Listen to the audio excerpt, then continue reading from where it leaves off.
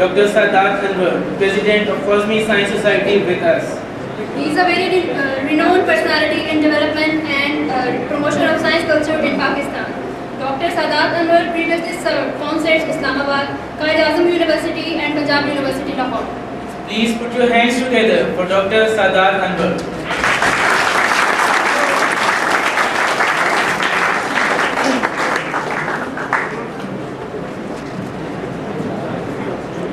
Bismillahirrahmanirrahim.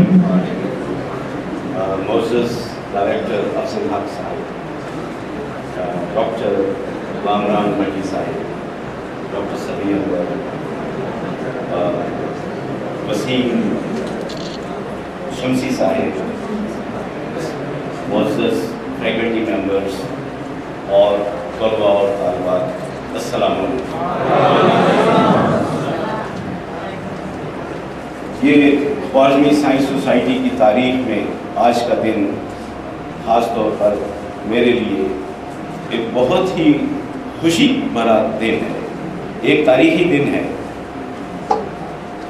قومی science society ایک تحریک کا نام ہے، ایک جذبے کا نام ہے، ایک سوچ ہے، ایک احساس ہے، اور اس جذبے کا، اس سوچ کا اور اس احساس کا جس طرح کا اظہار مجھ سے پہلے مقرر ایک نوجوان نے کیا ہے، آج تک میں اگر یہ کہوں کہ کسی نوجوان نے اس پلیٹ فارم سوسائٹی کے مجھے نصیب نہیں ہوا اتنا اچھا کرا ہے۔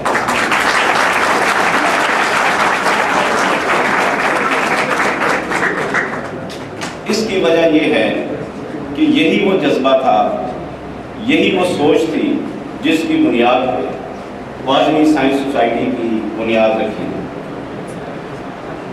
ڈاکٹر سبی انور جو آج آپ کے مقرر اعلیٰ ہے، آج آپ کو وہ اسکن کے بارے میں ایک لیکچر دیں گے۔ جب انہوں نے یو ای ٹی میں ایڈمیشن لیا تو میرے ساتھ اس چیز پہ یہ بات کر رہے تھے کہ کیا وجہ ہے ہمارے پاکستان میں کس چیز کی کمی ہے۔ ہر قسم کے وسائل ہمیں میسر ہیں، لیکن پھر بھی ہمارا پاکستان اقوام عالم میں وہ مقام نہیں حاصل کر سکا جس کے ہم اہل ہیں۔ بہت سی باتوں کے علاوہ ہم اس نقطے پر پہنچے کہ ہمارا جو تعلیمی نظام ہے غالباً اس میں کوئی کمی ہے، اس میں خرابی ہے۔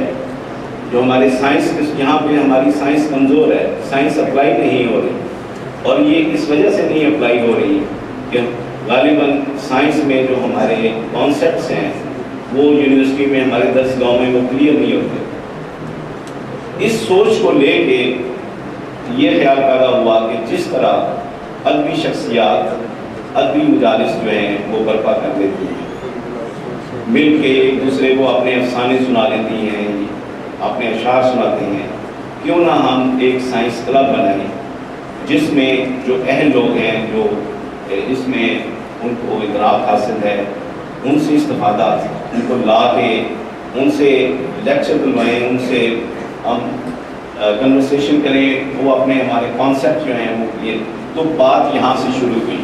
قومی سائنس سوسائٹی شروع میں اس کا نام تھا قومی سائنس کلب، تو سیمینارز اور لیکچرز کا اہتمام شروع کیا گیا، اور اس میں بہت ہمیں کامیابی ہوئی، اور آہستہ آہستہ یہ بڑھ کے ہم نے اس کے پھر تنظیمی ڈھانچے کی طرف توجہ دی، کیونکہ لوگ پوچھنے لگے کہ یہ آپ کا پریزیڈنٹ کون ہے۔ یہ پہلے ہم ان باتوں میں نہیں پڑے۔ ہم انجینئرنگ یونیورسٹی لاہور میں، Punjab university, centre for solid state physics Punjab university میں، ان جگہوں پہ اور جگہوں پہ جہاں بھی ہمیں کوئی بلاتا ہم لیکچرز کا اہتمام کرتے، اور الحمدللہ میں آج مختصر سا آپ کو ایک جائزہ پیش کرتا ہوں کہ کن ادوار سے ہماری سوسائٹی گزری ہے، اور آج یہ قومی سائنس سوسائٹی ایک تناور درخت کی مانند ہے جس کی اب شاخیں اور جڑیں دوسری جگہوں پہ بھی نمودار ہونی شروع ہوئی ہیں، اور میں اس سلسلے میں یہاں ملتان میں آ کے اور خاص طور پر یہ ارینجمنٹ دیکھ کے، آپ کا جوش و جذبہ دیکھ کے مجھے اتنی خوشی ہو رہی ہے. مجھے لگ رہا ہے کہ جو ہمارا مشن ہے وہ پایہ تکمیل کو پہنچ رہا. جیسا کہ مس انصاری نے کہا کہ یہ ایک انٹرنیشنل آرگنائزیشن ہے. جی ہاں، یہ ایک واقعی انٹرنیشنل آرگنائزیشن ہے. آپ اس کی پریزنس جو ہے ویب سائٹ پہ دیکھ سکتے ہیں. میرا خیال ہے کہ کوئی بھی سائنس سوسائٹی اتنی اس کی بھرپور ویب سائٹ نہیں ہوگی جتنی ہماری سوسائٹی کی ہے. آپ یہ ویب ایڈریس جو ہے وہ نوٹ کریں اور جب بھی آپ کو موقع ملے اس کو وزٹ کریں اور دیکھیں کہ ہماری تقریبات کیسی رہی ہیں.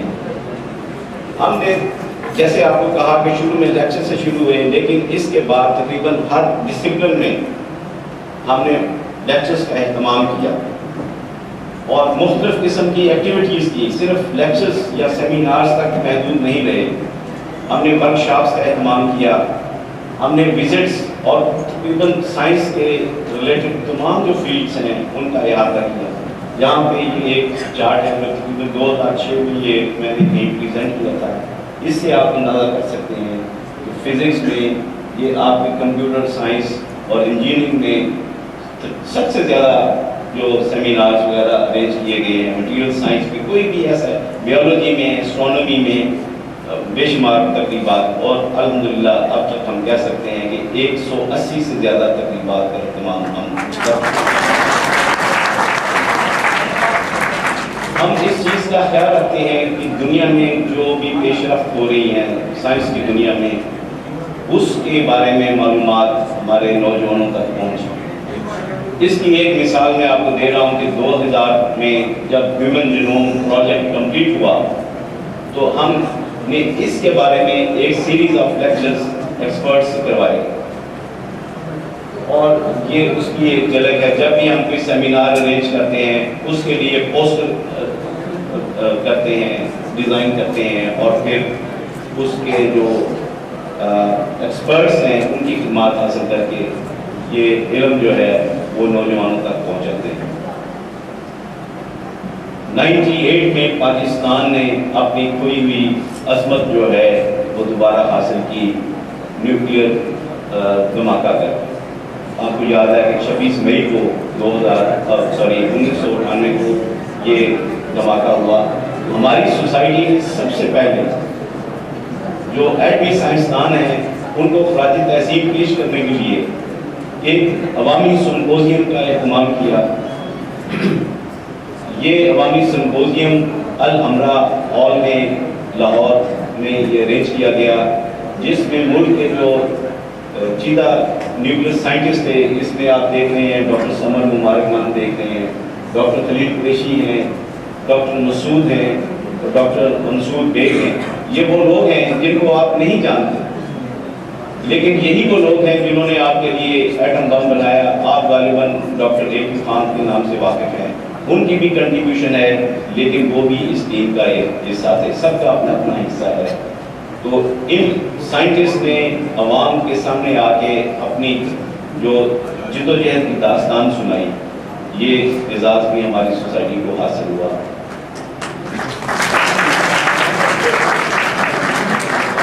ابھی ریسنٹلی یہ میں آپ کو کچھ سیدھا پروگرامز کے بارے میں بتا رہا ہوں کہ 2007 میں یہ 4 نومبر 2007 کو جب پاکستان میں جس دن ایمرجنسی ڈکلیئر ہوئی، ہمارے معزز جو مقرر تھے وہ کولمبیا یونیورسٹی امریکہ سے ڈاکٹر جارج سریبا وہ تشریف لائے. ان کو ہم نے بطور خاص یہ اس کے لیے بلایا science and the Muslim civilization کے سیمینار پہ، اور یہ سیمینار ہم نے ایوان اقبال میں اس کی ارینجمنٹ کی. اب ایوان اقبال آپ سوچیں کہ کتنا بڑا ہال ہے، اور ایمرجنسی والے دن، اور الحمدللہ وہ ہال کھچا کھچ بھرا تھا. یہ اس کی ایک جھلک ہے. اور جب بھی ہم کوئی سیمینار کرتے ہیں تو میں آج کچھ ہدایات دوں گا. تو ہم ایک پارٹیسپیشن شیٹ بھی فلوٹ کرتے ہیں. جو لوگ سیمینارز میں حصہ لیتے ہیں وہ اپنے دستخط ثبت کرتے ہیں. پارٹیسپیشن شیٹ ہوتی ہے، ہر सेमिनार की हमारे पास पार्टिसिपेशन शीट है, हमारे पास इनका रिकॉर्ड रहता है, फिर हम बाद में इनसे रब्ता भी कर सकते हैं। तो ये एक झलक है उस पार्टिसिपेशन